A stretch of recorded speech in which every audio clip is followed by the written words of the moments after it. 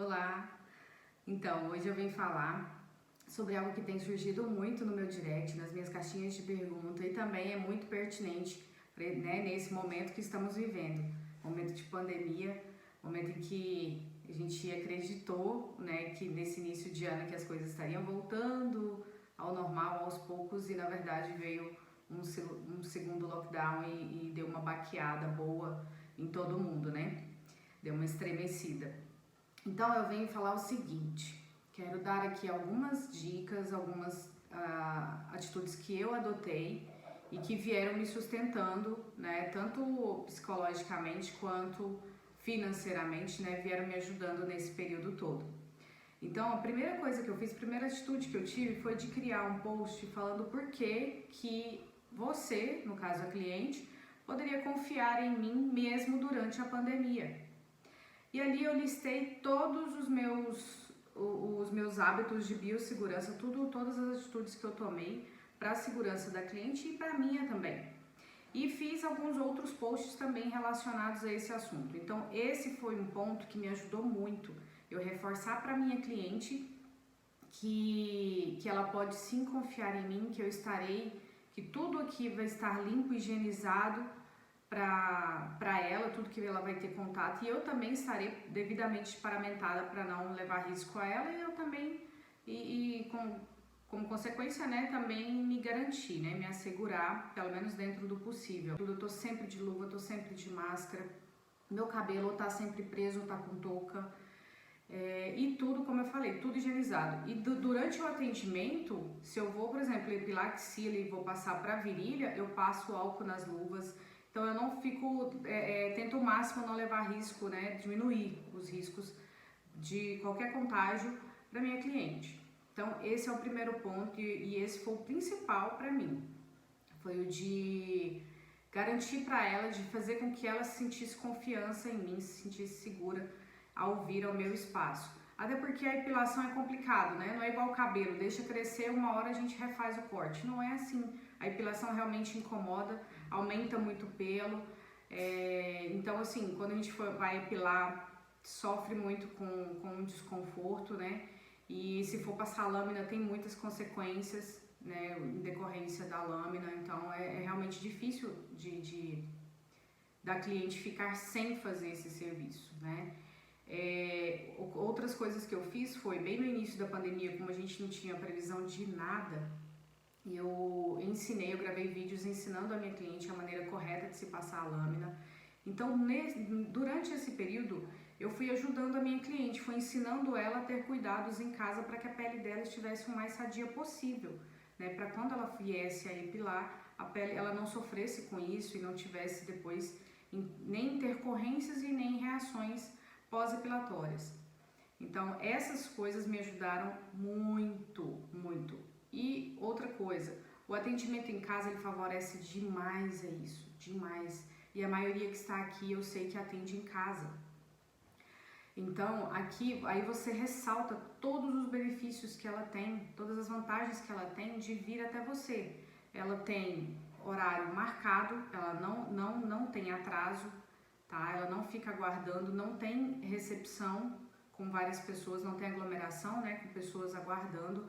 Ela não tem contato com recepcionista, com fulano, com ciclano e tal, com pessoas, né, no decorrer, por exemplo, se for entrar num shopping que já está, pelo menos aqui na minha região, está aberto, ela vai cruzar com várias pessoas. Então aqui não, ela vai entrar, vai chegar, vai ter contato somente comigo, eu toda paramentada, e eu vou realizar o procedimento e daqui ela vai embora sem ter contato com ninguém. Então, assim, ressalte todas essas vantagens para sua cliente.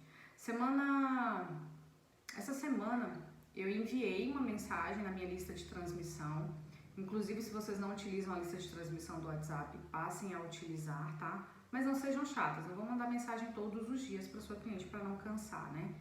Mas periodicamente envie mensagem para sua cliente, tanto relembrando ela de hidratar a pele, esfoliar a pele, né, quanto desses cuidados. Então, essa semana, por exemplo, eu enviei uma mensagem na lista de transmissão, informando, ressaltando para as minhas clientes todos os cuidados que eu continuo tomando, né, e relembrei os procedimentos que eu realizo.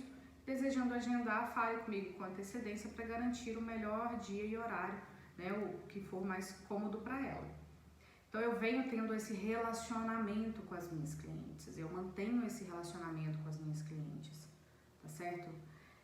As minhas redes sociais estão sempre alimentadas e eu venho mudando o formato, eu venho falando de uma maneira mais acessível, eu venho falando de maneira que a minha cliente me entenda e mostrando para ela que eu entendo ela, que eu entendo a realidade dela. Eu não fico falando termos técnicos. Quando eu uso termos técnicos, e eu faço questão de utilizar sim também, eu sempre coloco a tradução na frente. Ou eu falo, eu explico antes e coloco qual que é o termo, né, o correto termo técnico na frente. Então assim, eu vou ensinando, o tempo todo eu estou tendo relacionamento com a minha cliente, mantendo o relacionamento com ela. Seja ensinando, seja apontando alguma curiosidade, algum fato novo.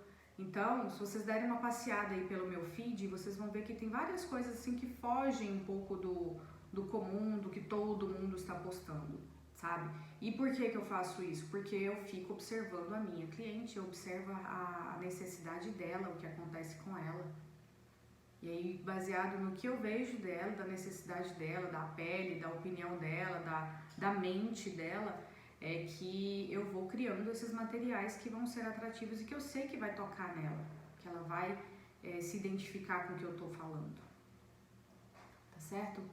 Além disso tudo, eu não fico enviando mensagem, por exemplo, agende seu horário, né? A questão de poucas vagas, a questão de demonstrar a escassez, eu faço muito, até porque dá muito certo. Então, assim, se eu vou falar algo do tipo, para cliente agendar e tudo mais, eu já falo que tem poucas vagas. Eu já informo que tem poucos horários disponíveis. Essa semana já está todos os horários já estão preenchidos, mas na próxima semana eu tenho alguns horários vagos. Então, eu trabalho muito a escassez, porque dá muito certo, tá bom? Então, aqui nesse vídeo eu quis trazer algumas alternativas para vocês, atitudes para vocês tomarem, mas olha, tem que ter paciência, tá? Principalmente nesse período, é preciso cuidar do bolso, do financeiro, sim, mas é preciso cuidar da mente. Então, façam tudo isso que tem que ser feito, tá? Todos os dias façam um pouquinho, vai fazendo a sua parte, o que você pensa, né, que é o ideal para você fazer, vai fazendo diariamente. Vai chegar o momento da colheita, tá bom? Se eu falar pra você que eu tô perfeitamente bem financeiramente, eu não estou. Mas eu escolhi cuidar da minha mente nesse período, até porque eu passei mal, eu tive uma crise nesse período todo. Eu aguentei mais de um ano, no início de março eu tive uma crise de ansiedade. Isso não foi nada legal, não foi, me assustou muito. Então, eu quero deixar aqui todas essas alternativas para vocês adotarem, colocarem em prática e tenham paciência, tá? Aguardem a colheita porque ela virá, tá? Tenham fé e aguardem o período certo dessa colheita, tá ok? Espero ter ajudado vocês.